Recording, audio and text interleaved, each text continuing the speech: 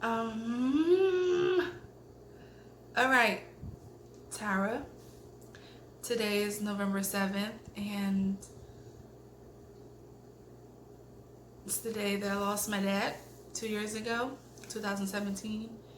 And I decided to put on white and to do my hair and makeup to get myself out of a funk and to celebrate the life of my dad.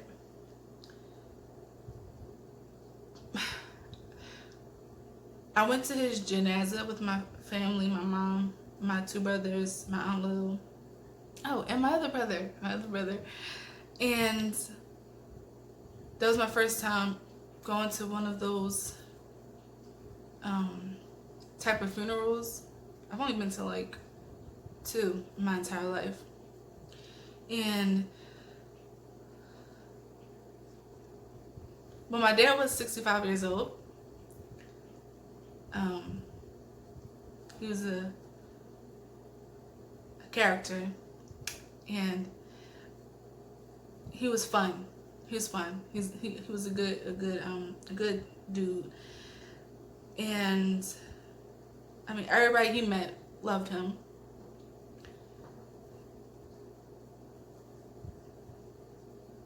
The thing that I take away from, you know, my dad is that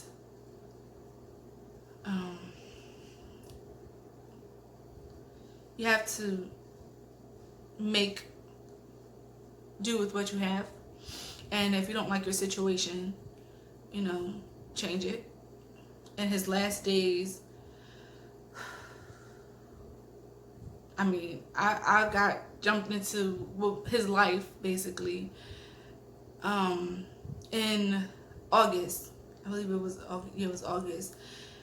I got a message from one of my aunts telling me that my dad was in a nursing home, and it shocked me because I was estranged from my dad for a long time.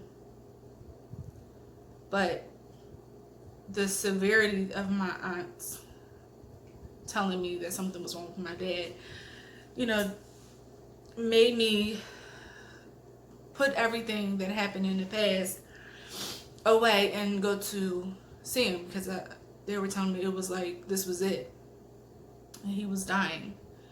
And I'm like, because when you're thinking about your parents, you think they're gonna live forever. Like, you don't think about their immortality or their mortality. You just think that, they're your parents, so they have to be there no matter what. And I went to my dad in a nursing home. I went to see him with my mom. Thank God I had my mom.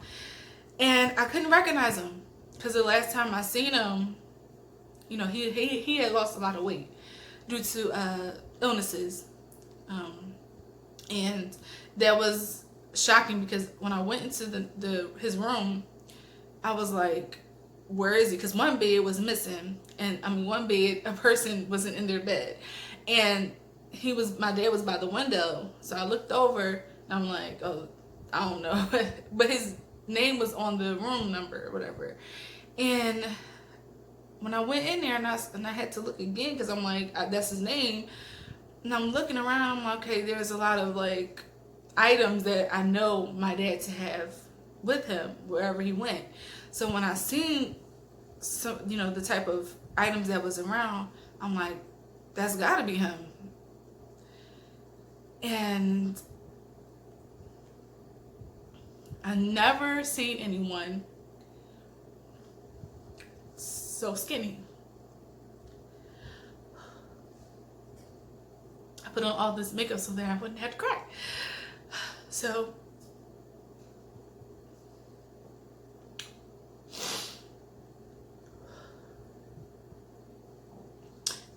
that was hard for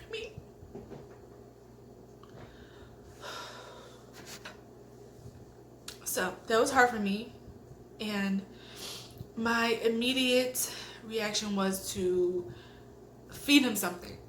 I'm like, when you think of someone being malnourished and bones, skin and bones, the first thing you think is they need to eat. So that's what I kicked into high gear, and I was like, okay, I have to feed him something. What is there around? You know, I think someone left him pizza and cookies and a sandwich. So it was like, no, I was in denial, and I didn't understand what was happening. There was no one there to tell me, okay, this is, you know, what's going on with your father. So, because the people at this nursing home, hospice, whatever you want to call it, they were rude, they were ignorant, and they seemed like they were uneducated, and that they didn't care about the elderly and the sickly. But we made them tell us, you know, what was going on. And I wasn't taking that as final. I wasn't. I'm like, nah, we're going to get him back to health, good health. He just need to eat. That's all I kept saying to myself. He just need to eat the right stuff and, you know, drink some green juices and just, you know, get him back to health. And so I'm going to skip some more because it's getting hard for me. So I get him out of the nursing home. I had went back to the nursing home, and me and my older brother, we went and we saw his spirit. We saw the fighter in his spirit, the survival in his spirit, and he was ready to fight for his life. Because when I first seen him, that was not the man that I knew, the man that everyone in my family knew. So I'm like, nah, I don't know what's going on in this nursing home, but he getting up out of here. Like, I don't care. Whatever we gotta do, we gotta do. So when me and my brother went there, you know, it was literally like a freaking movie. Like, I've never been in nothing like this before, man. So the police were called because we was trying to get my dad out there. The police were called, and the person that he was with at the moment, the person that was supposed to be taking care of him, supposed to love him and stuff, they didn't do right by him, but he ended up going with this person. And I'm like, you know, all right, this is the step one or whatever. So we get to my dad being out of the nursing home, and he was more coherent and a little bit upbeat, but he was on some kind of medication that I felt like he shouldn't have been on. But mind you, I'm not knowing everything that's going on with his illness, his sicknesses. So I'm just thinking he needs to eat. Like, he needs to be out in the sun. He needs to see the people that love him, and be around, you know, friends and family. But that turned out to be a difficult situation. So, I mean, because I had my family behind me, and then I was there for my family, you know, we all came together and we decided to take my dad from where he was staying and get him some medical help, some medical attention, so that we can all understand what's going on. Because, mind you, I had no idea what was going on with him. I just knew that he had, you know, diabetes or something like that. But he also had a mental illness. I'm not really sure which one, but I know severe depression and something else. And so once we get him to the hospital, we find out he was jacked up, and it tore me up. But I kept the brave face because, you know, trying to get my dad to get healthier and to get better, and for his loved ones to see him, it fueled something in us, and we all came together. People who haven't seen each other in years, decades. It brought us all together, and I'll never forget that day taking him to the hospital, and I was like, Dad, all your baby mamas and your wife, your real wife, and you know, your all your sons and everybody's here, and it gave me so much faith and trust in my family that, you know, everything's gonna be all right. We're all together again. And that was crushed. It was crushed.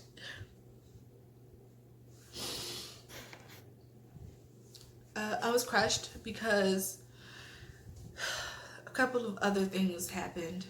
I had to get my younger brother's scarf, because that's probably why I've been crying so much, because I haven't had it on. All right.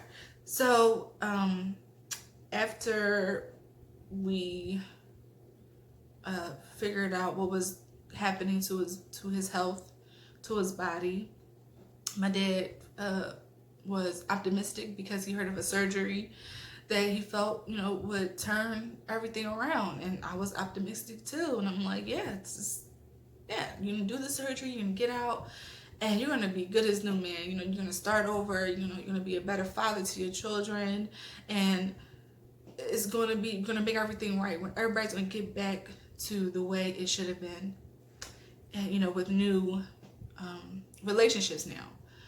But I get a phone call, and even the phone call that I got from my family member, I was like, it's gonna be all right.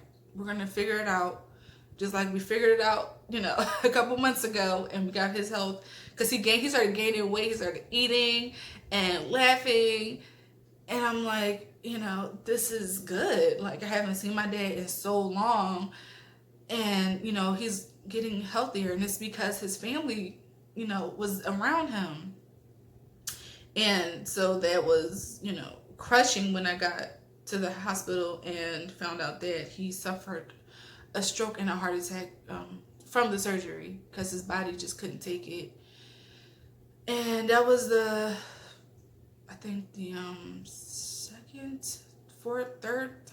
third time I've seen someone wither away and be on life support, and I've never been around someone when they took them off of life support. So this is my first time experiencing that. And I've seen a whole bunch of movies, a whole bunch of TV shows that dealt with medical things, and I'm like, this is just like on TV. It's just like in the, you beg for their life, you beg for them to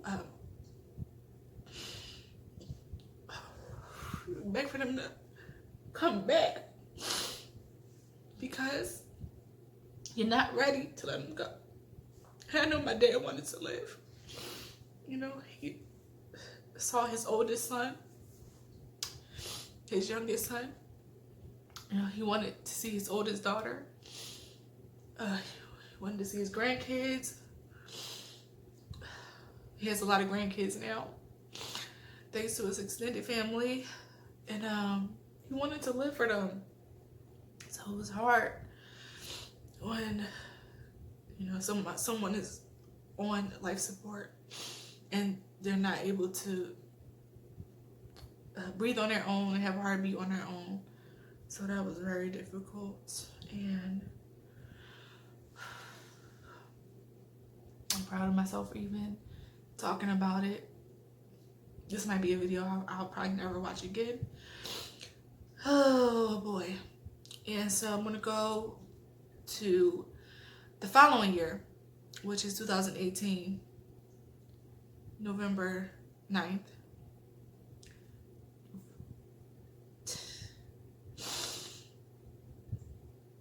Okay, that's enough.